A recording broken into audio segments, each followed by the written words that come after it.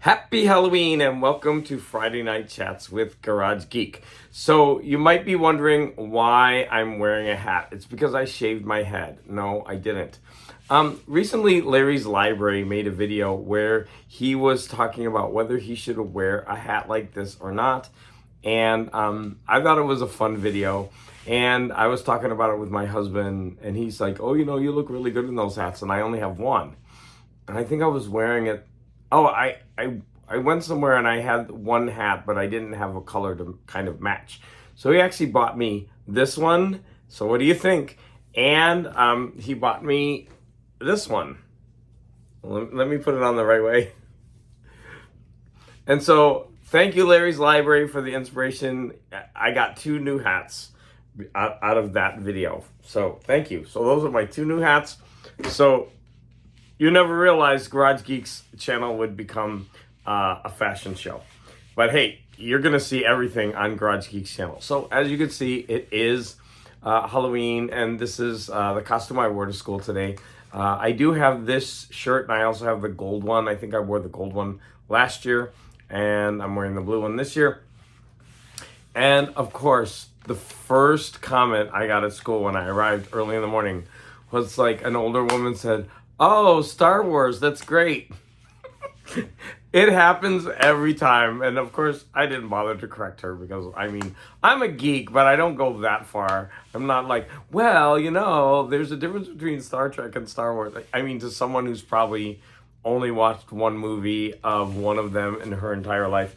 So anyways, it was just a funny way to start the morning.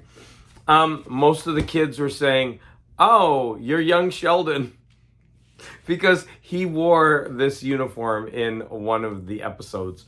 It's kind of surreal when you think about it, but it's also funny. So, wow, I've got a whole page of notes, and I'm going to have to tell you that there's a lot of TV show episodes, and I'm going to break down a book that I read, of short stories. So I think I'm going to leave all that for the end. And I'll talk about the other stuff just in case you don't want to stay around for all of that. I watched a horror movie on HBO Max. So I had watched Weapons last week, and I loved it so much. And I noticed that there was another new horror movie on Max, and it was called Bring Her Back. And I went ahead and watched this one, and it's one of those really gross horror movies. It was a really good movie. It was about, like, the first scene kind of it throws you off because there's you don't realize it, but a woman is watching a video, and it's kind of like a torture porn kind of thing. You don't know what's going on, and right at the beginning it kind of like said, I said to myself, I don't think I'm gonna like this because I don't like extreme forms of torture. But thank goodness the movie wasn't like that. It ended up that a woman was watching a video because she believed that what was going on in the video was a way to bring back her daughter that had died. And it involves this ritual with, kind of like voodoo or something, witchcraft, and transference of blood and eating of the victim's body. And so you can already tell that this movie is gross, but it wasn't as bad as I thought it was from that opening video. But there are some scenes in this movie that I was just like, no, I can't handle it. This one character starts biting a wooden table so hard that the teeth, that kind of stuff just was like, I was like, no, I couldn't watch it. But overall, this was a really good movie. Weapons was way better. And if you have a weak stomach, you do not want to watch Bring Her Back. You don't. I didn't even really tell what it's about. So this brother and sister get placed into a foster home where they get put into this whole situation where this woman is trying to bring her daughter back by any means necessary. So watch this one at your own caution, but if you're into horror, this is a good movie. It is, but you have to have a strong stomach. Okay, next. I watched a movie that I bought called He Who Gets Slapped. And this is a Lon Chaney silent movie. And there's some really kind of interesting things about this movie. It is the first movie that was ever made, I think, by MGM Studios. But it wasn't, they didn't actually put it out because they actually shelved it for a couple months to put it out for Christmas, I think. But it was actually the first movie they ever made, and it's actually the first movie to use their mascot Leo the lion. This movie is really good. Of course, you have to be willing to watch a silent movie, right? You have to be in that mindset. But for me, I don't mind that at all. I actually prefer watching some silent movies when I'm in a certain type of mood.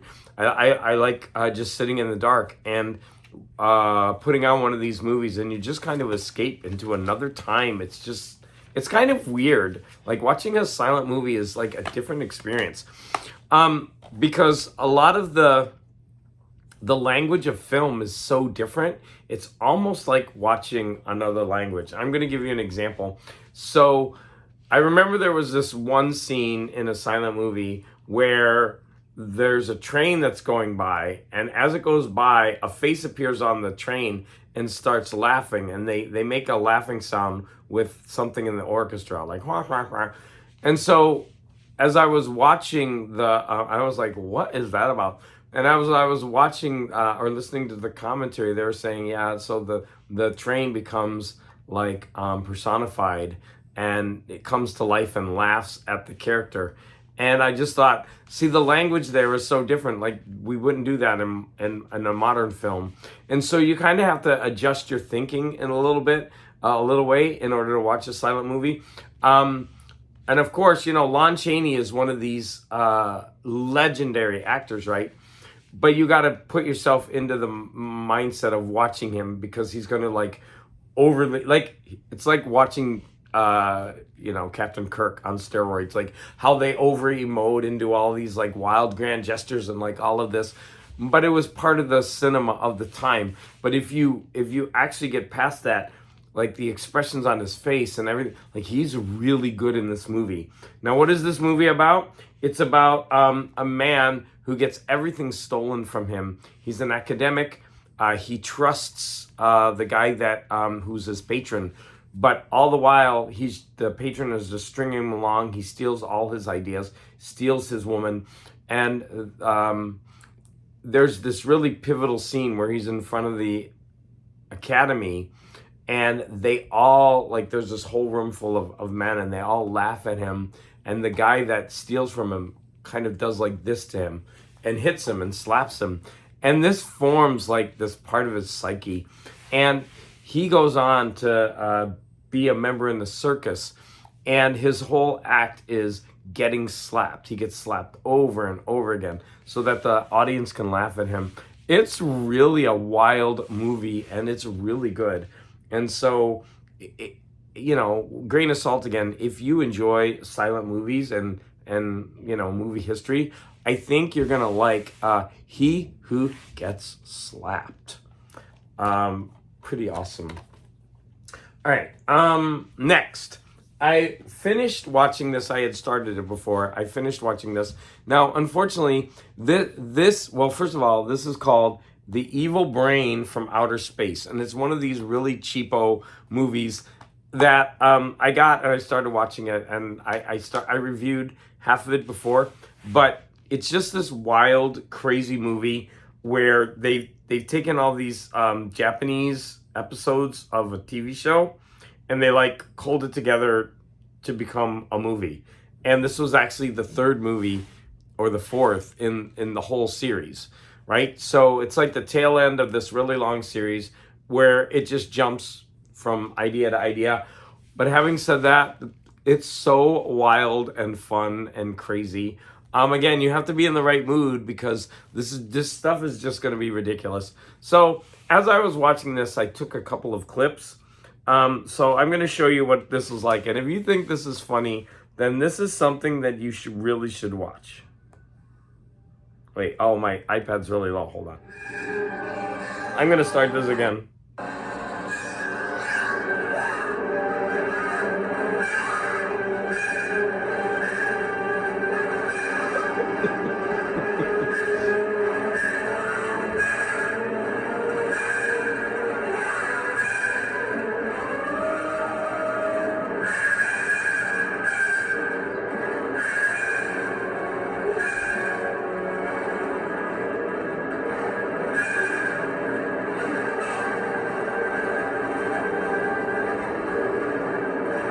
Okay, I think this clip is too long. I thought I had cut it. All right, so that's one clip.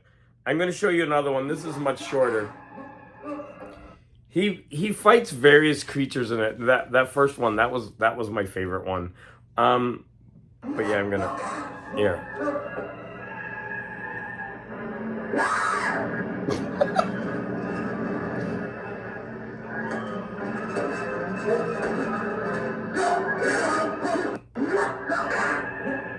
Let's see that again. That's hilarious. I mean, how could you not love this? This stuff is hilarious and it's fun. Okay, I have one more. I think one more. Here, let's see this one.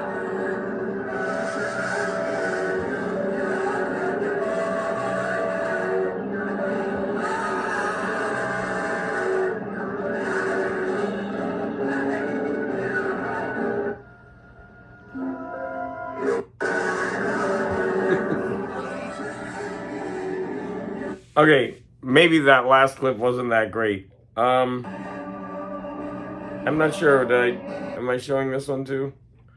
I think it's the same. Oh yeah, it was the same one. So anyways, if you enjoyed those clips and you don't mind a narrative that jumps all over the place, because all they did was like cut this all up, you can find this. These are so cheap. They're like in the dollar bin at like Walmart or whatever. Well worth it, or maybe like $5 or something. Yeah, fun stuff. Okay, next, I watched a documentary that I believe is available on YouTube, and it's called Sickies Making Films. And the reason I watched this is Robert A. Emmons is the writer, and I don't think he directed this one, but he's done a bunch of films and documentaries, and he's someone who comments on my channel, and he makes amazing videos. Like, his videos are light years above what I mostly see on YouTube. Like, he makes proper films when he makes videos. And excuse me, I need a sip of my coffee. And I was curious because he's been on people's shows and he's talked about, he's an actual filmmaker. And I watched this movie and I was blown away. This is like amazing. This movie is so good. And it's about censorship. And I actually started watching another documentary made about censorship in comics, but I didn't get far in it because it was just a busy week. But I'm going to watch this movie again, and I'm going to do an interview with Robert, as soon as I can, watch both movies and make some notes and get some clips. Because I really want to present this to you out there, because these movies are worth watching. They are great. So I'm recommending that if you can find this, I believe it's available on YouTube. It's called Sickies Making Films. And again, it's all about censorship. Next. I read a story and I was supposed to review it, right before this, and I forgot to. So let me see if I can remember what it's about. The Shadow of a Shade, and it's from this book, The Haunted Looking Glass: Ghost Stories Chosen by Edward Gorey. And this is the picture of it. And without reviewing this story beforehand, to kind of jog my memory, because I read it early in the week, this is about a man who is jealous of another man's fiance, and they're both going on a trip, an exploration trip to the Arctic, and there's a painting involved in this. It's got all those kind of gothic elements. I really did enjoy this. It's not going to turn out well because it's in a ghost story book. So you could just imagine there's tragedy, and then of course there's betrayal and all this other kind of stuff. But this was a really good story, and I meant to finish this for today, but like I said, a bunch of things happened. I only read one more section in this book, and I'm really disappointed in myself because I didn't read more. I actually didn't read any more of this book this week, so I'm hoping that either tomorrow or Sunday I just sit down and I tackle these and do more. In fact, I actually am going to talk about the book The Illustrated Man, and I wanted to watch the movie for this episode, but I didn't get around to it. It was just one of those weeks where nothing seemed to turn out the way that you hoped. Just we become busy. So there was a book though that I got through, and that one is called Sad Tiger by Neej Sinha. And I did not know what I was getting into when I started this. I thought this was like a Booker Prize nominated book. This turns out, I don't know how, I don't know why this was in my list, but I'm glad it was. This book, from the very first, it's like it hits you. This is a book about sexual abuse from the point of view of a victim. Her stepfather had been abusing her for many years, and she wrote about the stigma of it, and what happens when you actually try to speak out, and what happens to the people in the family. And I mean, this book is raw, and every chapter kind of tackles it from a different point of view, just throwing things out there and making the reader or the listener think. And it's very, very raw. You hear some things in this book that you shouldn't have to ever hear, right? Especially about, sexual abuse to children. Also, she references a lot of novels that deal with this. So if you're into literature, she does that. And she kind of breaks them down about what they get right, what they get wrong. It's really an interesting, eye-opening, but, ultimately blood-curdling kind of story. The first thing that she says is if this had been written by someone who wasn't a victim, it couldn't get printed. I think because she was, it's really raw. And I don't know how many times I'm going to say raw, but yeah. If you're at all triggered or anything, you would not want to read this book. But I'm glad, and I don't know why this was in my list. And as I went into this thinking it was just another novel that for some reason was on the Booker Prize or what. No, this is nonfiction, in your face. Society is messed up, and it favors the criminal over the victim kind of thing. And yeah, but very, very, this would be an interesting book as a group book discussion, because it really does tackle some strange kind of loopholes in morals and laws that exist. Okay, I did read this comic book collection called Batman and Robin Memento. Now, there's a funny story about why I bought this. So I wrote Sleepy and I was like, hey, I just finished the Batman and Robin you recommended. And he was like, knowing me, he was like, which one? Because you can't trust Garage Geek because he's wrong about everything. I was like, Oh, it was this one. He was like, no, I recommended Batman and Robin year one. I was like, oh, well, that's weird because I bought this one, because you recommended it and I was totally wrong. But you know what? I really enjoyed this. Batman and Robin year one is coming out in December. And so it's a 12-issue miniseries. And I'm actually really looking forward to reading that. I found that out while I was talking with Sleepy. But when I bought this, it's volume one, but it's issues 14 through 19. And so I went ahead and ordered the two books before this, which cover issues 1 through 13, because I was very, very curious. I mean, I landed in the middle of this, and I'm not going to say this is the best book I ever read, but I really did enjoy it. It's fast-paced. The art is interesting. I mean, I have one kind of complaint.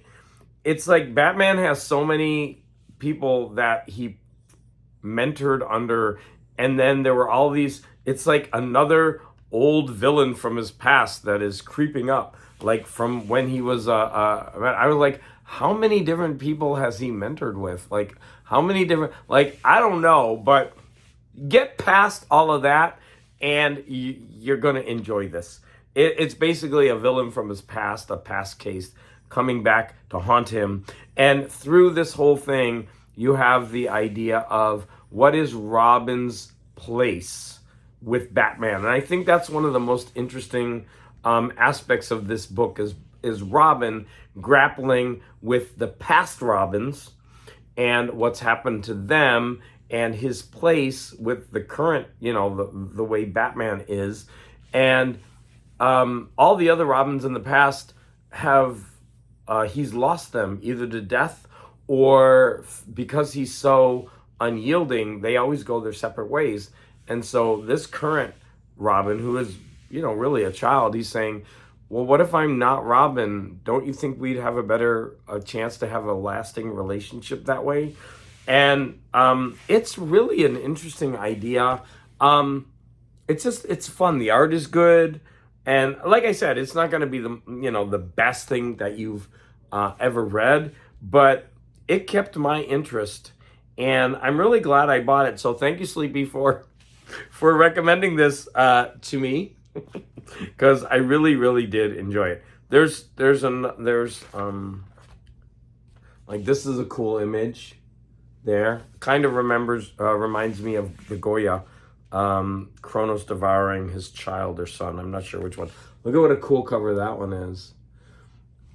There are times in this where the faces look very manga-ish, and I'm not a fan of that. But I know some people don't mind that. So, fun art, not the greatest, but certainly not bad. I really enjoyed it. I enjoyed the pace of it.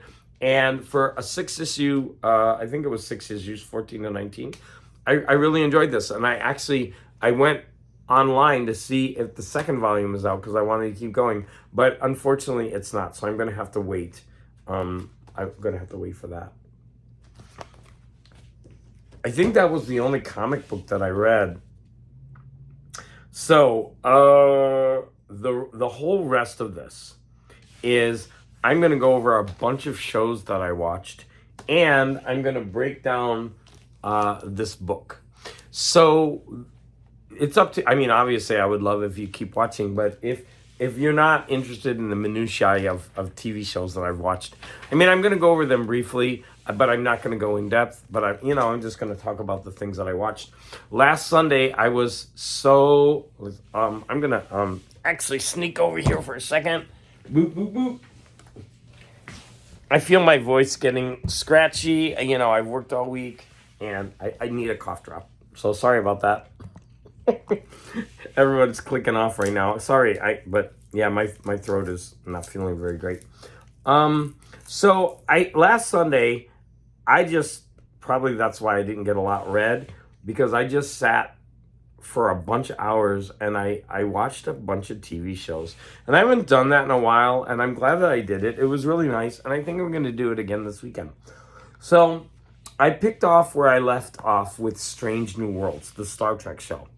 And I really, really enjoyed all the episodes. I watched episodes season 1, episodes 7 through 10, and then season 2, episode 1. And I'm going to kind of break them down. Then I'm going to talk about Welcome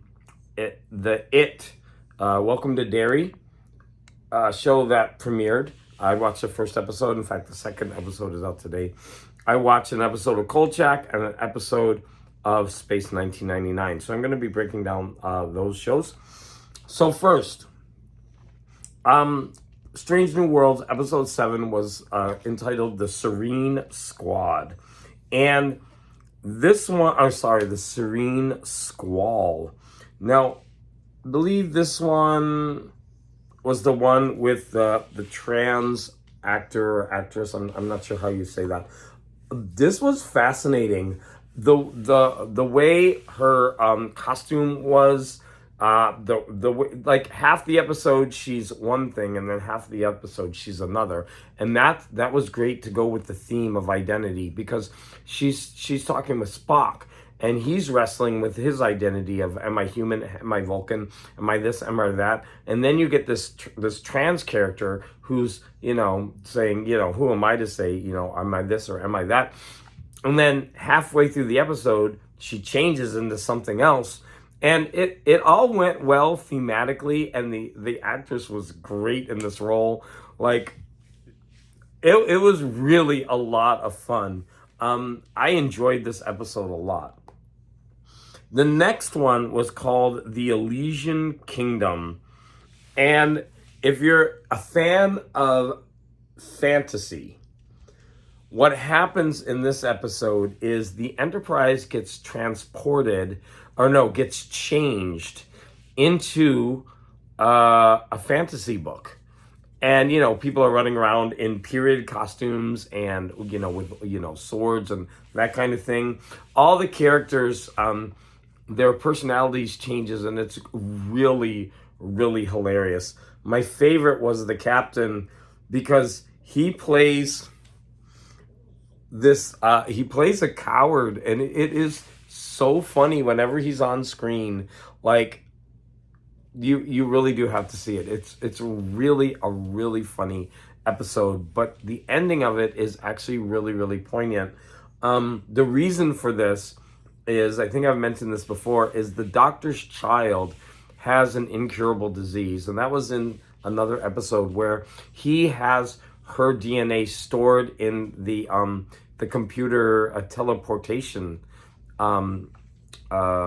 system, because the pattern can be kept there, but for some reason it's slowly degrading, and he's got to find a cure. Now, in one episode earlier, that had caused a major problem because they needed to shut down all the computer systems and purge. And because of that, he without telling anybody, he was the one stopping it, because he didn't want his daughter being erased, right? But once they found this out, they actually set aside a separate system for the daughter. And anyways, the daughter comes in contact with this being that is sentient. It's in a gas cluster, and this being reimagines the starship into this storybook, because she wants to see what it would be like if there's ever a choice that has to be made, and how they would make it. Anyways, the ending of this episode is really very, very poignant. I was very touched at the end of this episode. I had been laughing the whole time, and then at the end I was touched. It was a really well done episode. Next is All Those Who Wander. This is episode 9. And this was an episode about the Gorn. So the Gorn are one of the main enemies in this season of Star Trek, which I think is really cool. They're very alien-like, in the sense of Alien the monster, where they rip out of your chest and they go running around and they grow. And I mean, it's almost... It isn't almost. It's like a total ripoff of Alien. But who cares? It's such a cool idea that I don't mind. Let them rip it off, because it's great. And so they're on this planet where a starship has crashed, and they need to reboot that starship and find out what happened to the crew. Well, it turns out that it was a Gorn attack, and they're stuck on the ship, and they've got to, they've got to fight off there's 3 Gorn babies that hatch, and it was a really, really cool episode. Also, this ended with a death of a crew member, and so that made the episode really interesting. Now, the next episode is the season finale, and that was called The Quality of Mercy, or The Quality, is that right? The Quality of Mercy? Yeah, I think it's a Shakespeare quote. Hamlet, right? The quality of mercy is not strained. I think that's what it is. So, what was I going to say? Here it is. So, in this episode, we are introduced, like, Captain Kirk is finally in the series. And this episode was really, really good. At the beginning of the episode, the Captain Pike,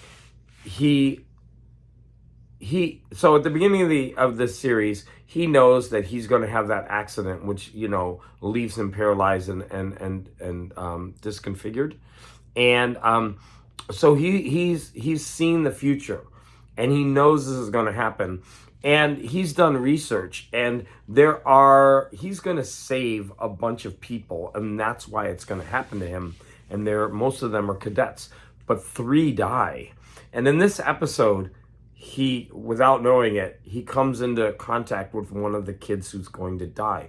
Like, he's going to be a Starfleet cadet, but at this time he's a child, and he sets in a plan to stop that so that the child can live. And then all of a sudden, his future self comes back in time and says, "Hey, you're going to have to see how this plays out, because you're not going to believe me, because you're going to do everything you can to change time and stop this child from dying, but you have to let it happen, and there's no way I'm going to convince you unless you live it." And so he sends him into the future, and he incorporates his body, and he has to play out the events of this alternate future that he was setting into motion. I love that kind of stuff. So I was hooked, and we get to meet Kirk, and there's, epic battles, and, we're dealing with alternate dimensions. And it was a really, really great way to end this season. In fact, it was so good that I went on right to season 2, episode 1. And that one was called The Broken Circle. And this was a lot of fun, because the Enterprise, the members of the Enterprise, not the captain, Spock, they steal the Enterprise. It's like they're stealing the Enterprise every other episode, but they steal the Enterprise in order to rescue a crew member who is on a Klingon planet. And it was actually a lot of fun. It was a good season opener. So I'm really looking forward to watching season 2. This show has been really, really good. Now let's talk about it. Welcome to Derry. So this is a show that just premiered on HBO Max, and I was really excited to see it. I thought it was a lot of fun. So here it is. Welcome to Derry. I'm going to tell you that I don't think I'm going to look at a lampshade the same way again after watching this episode. This episode did some kind of interesting things. It sets up some characters that are going to be throughout the series, but it does something else as well. I'm not going to spoil it. I really enjoyed it, and it was creepy. It was fun. I think if I had recently read it or rewatched the older movies, I think I would have made a lot more connections. I think there's a lot of that in this series and in this episode. But I'm still really, really enjoying it. It was fun. And like I said, the second episode is out today. And I'm really looking forward to watching that tonight. I forgot to show you this, He Who Gets Slapped. This is one of the movie posters. Isn't that cool? I think that's a beautiful movie poster. All right. Next, I watched Kolchak, there's only one season, episode 10. So right now, I believe I'm halfway through the season, and I think there's only 20 episodes. And I did not get a picture for you. This one is called The Energy Eater, and it was a fun episode where he teams up with a man who is a Native American, and this supposedly, I think this hospital was built on top of an Indian. I'm not sure if it was a burial ground or a sacrificial ground where there was this energy, and the Native Americans used to like sacrifice to it, and it lives by taking energy. And then modern times they built a hospital on it, and it's going in through the electrical system, and it's causing patients to die, and it's ruining the foundation of the hospital, and Kolchak gets involved. It was a good episode. There's not, like, in this episode, there's no real monster per se. It's just all these attacks of electricity. It's like fighting Electro. But it was a good and fun episode. So I'm still really enjoying Kolchak.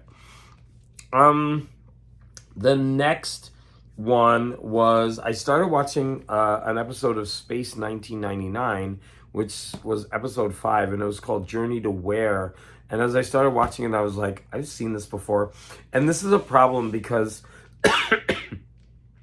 I'm watching this on Peacock, and I started watching Space 1999 on, not YouTube, on, what's the other streaming site?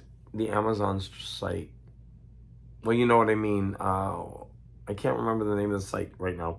I think you know which one I meant. The one you get with Prime. Is it Amazon? Oh, Amazon Prime.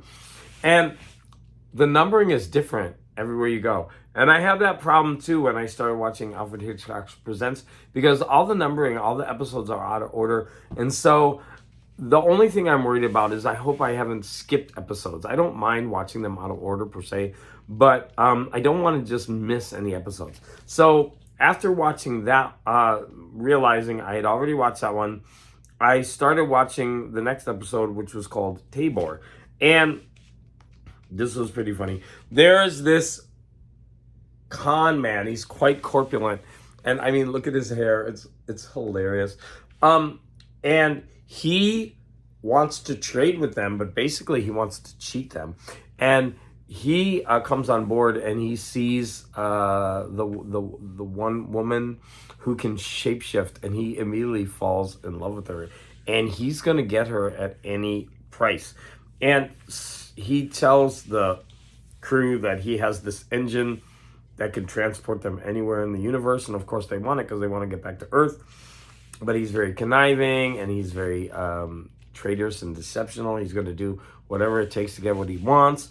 It was a fun episode, and I mean, look at this guy's eyebrows and his hair.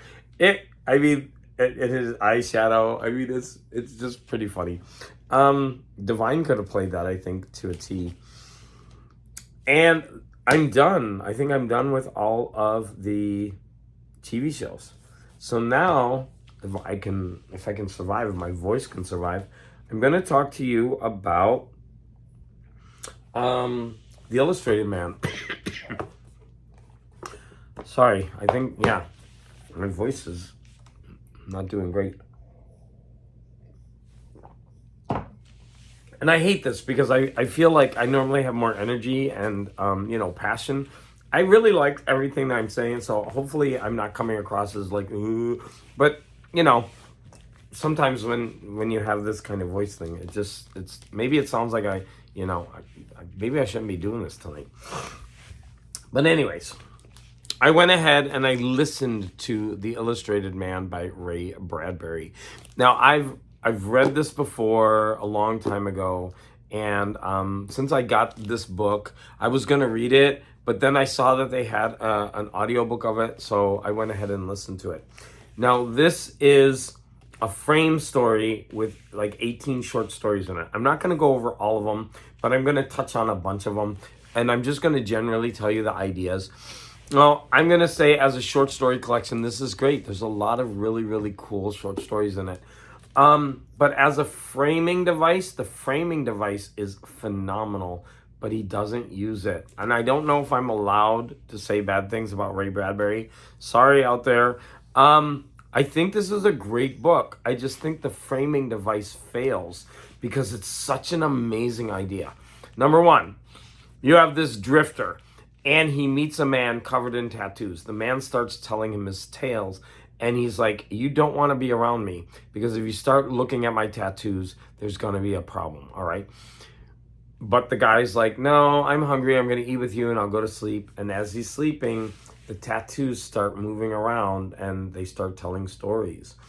And for the very beginning part of the book, like the first maybe 2 stories, there's like these little vignettes in between the stories that talk about how the man sees a tattoo and it starts moving and he sees another one. But it's quickly dropped. And then we get it again at the very end.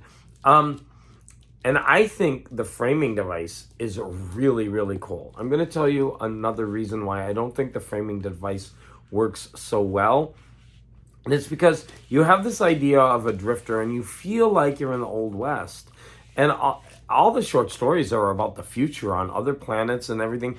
And it doesn't really connect. I think that if someone were, in the Old West and, it's about their future and it's, about things going on, I think they would be Western stories.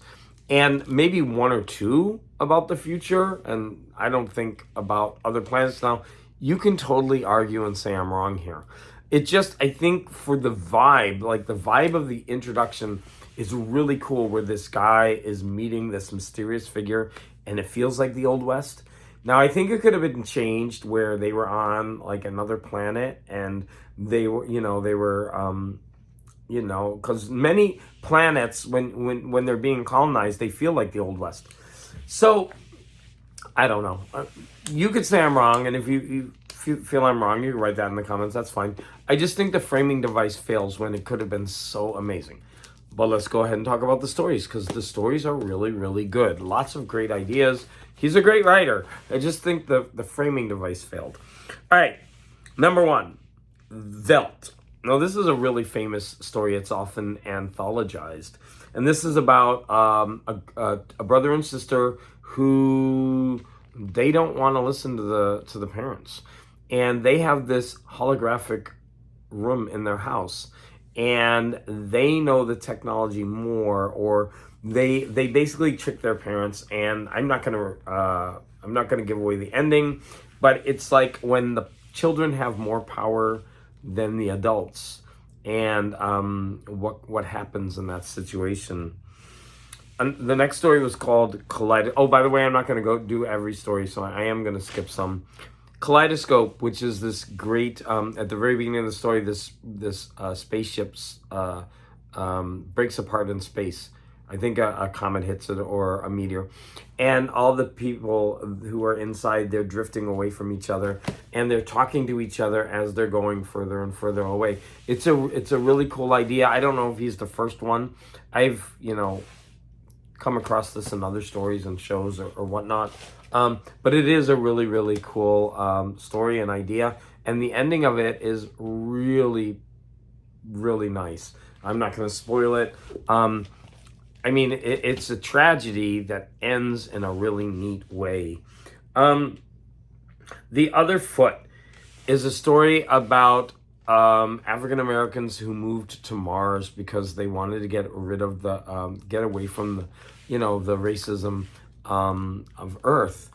And they've been there, I think, 20 years or so, and there's been this horrible war on Earth where everything was destroyed. And so a rocket comes and it's a white man inside the rocket. And it's this really cool story about watching,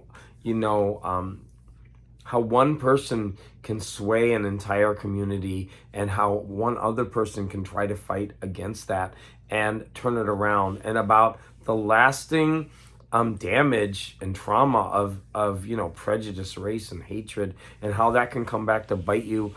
This story does have a nice ending, though.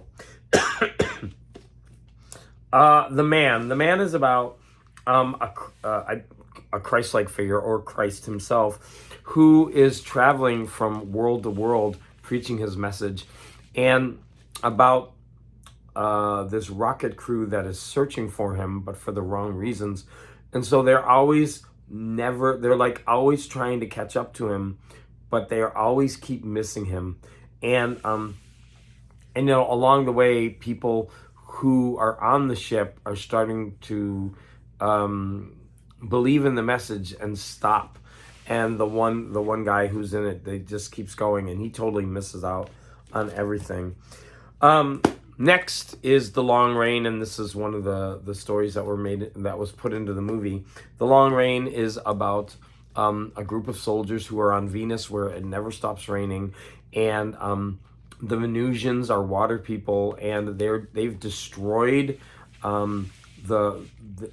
they have like domes where the Earthmen can get in out of the rain, and because it never stops raining, it like drives them mad. If you even stop for a few seconds, you like mold starts growing on you, and falling asleep, you just get covered in mold. And so there's this urgency for them to get out of the rain. It's been pounding on them, and it's like driving them mad. And the ending of this story is one of those that you can take different ways, whether you're an optimist or a pessimist. The Rocket Man, if I'm remembering this correctly, The Rocket Man is about a father who is absent, and he keeps going into space, and the mother just pretends he's dead because she feels that it's going to happen eventually. He's just not going to return. So for her, her mental state, she's got to just pretend like he's dead, and when he comes back, it's like, okay, that's great, you're back, because she knows he's always going to go out. I don't know how healthy, emotionally that is, because she also has a child and she's putting him through that. But it's also about the repercussions on the child and how they view life, and what they can look at and not look at because of the father. It's really an interesting story. The Last Night of the World is about a group, it's about the people on Earth knowing that it is the last night of the world will end, and how would you spend that night if you knew that knowledge? This was a really beautiful story. The Exiles. This was a story that I didn't particularly like. But it had an interesting idea. This was about authors who are actually alive in books. No, sorry, not authors. I think characters. The characters in books are alive only as long as people read them. And they've actually gone to another planet for safety. And on Earth, there was a rebellion against against fantasy and fiction. And so they've burned all the books. So little by little, the characters are dying out. And on this spaceship, this rocket ship that is coming to this planet, it is actually full of books. And so there's some hope. But this story doesn't end in a very positive way. Like I said, it's got a really interesting idea. I just didn't particularly enjoy that story.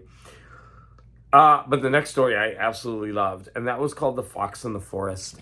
And this is about a husband and wife that escape in time. Their world is full of war and destruction, and he builds bombs, and they don't like the time that they're in, and so they escape into the past.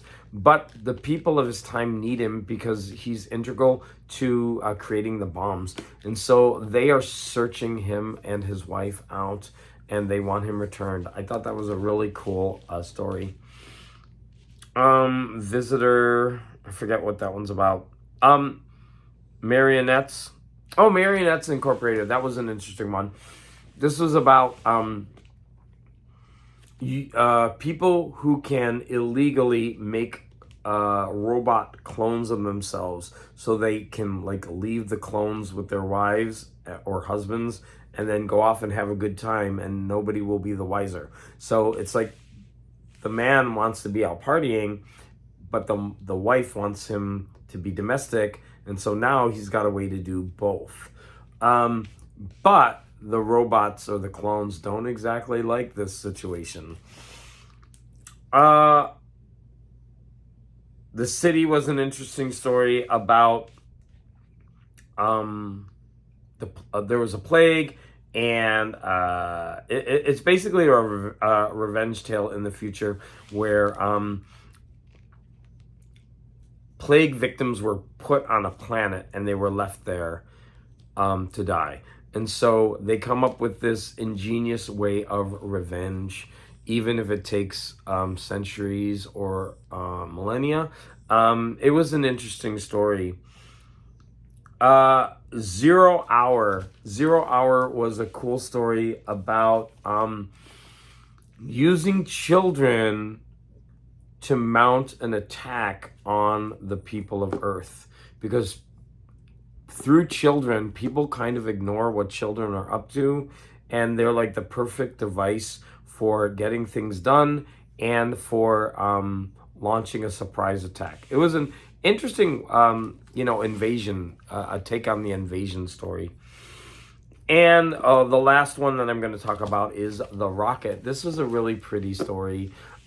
This one and another one I said, they belong right up there with Dandelion Wine. What was the other one? Oh, The Last Night on the Earth, or The Last Night of the World. So this one is about a man who can send just himself and one family member on a rocket to like Mars or another place, I forget where. But all the family, they come together, and after they've drawn lots and everything, they all decide that they don't want to split up, because the people who leave, the people behind will resent them, then they won't have each other. And so the father devises, at great personal expense, a way for all of them to take the rocket trip. And it's actually a very beautiful and touching story. And it was a good way to end the book, except you don't, because then you go back to the nastiness of the frame, which I like, actually. But it is how the Illustrated Man, how the tattoo story plays out.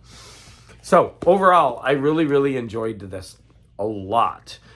Even the one or two stories that I didn't love, they were really interesting.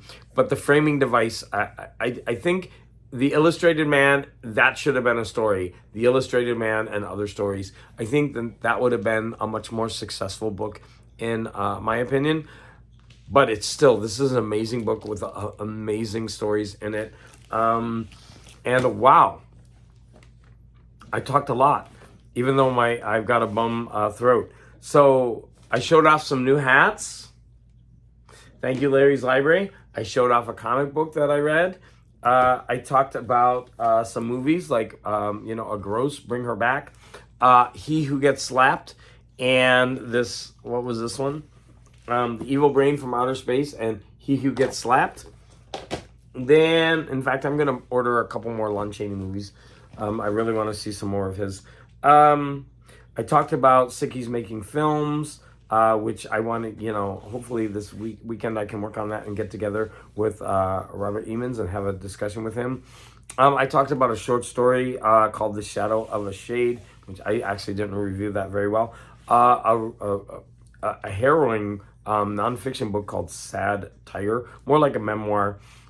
I talked about a bunch of episodes of Strange New Worlds, and also It, Welcome to Derry, Kolchak, Space 1999, and then finally I went through a lot of the stories in The Illustrated Man. I kind of went out on a limb in this episode, and I broke down this a lot, and I also broke down all those episodes. I don't know if that was interesting to you or not. Some people say yes, some people say no. And so it's hard for me to actually really know. I guess I'm just going to do what I do anyway. But like I said, if you didn't like that, you could have stopped right when I was starting that section. So I did give that warning.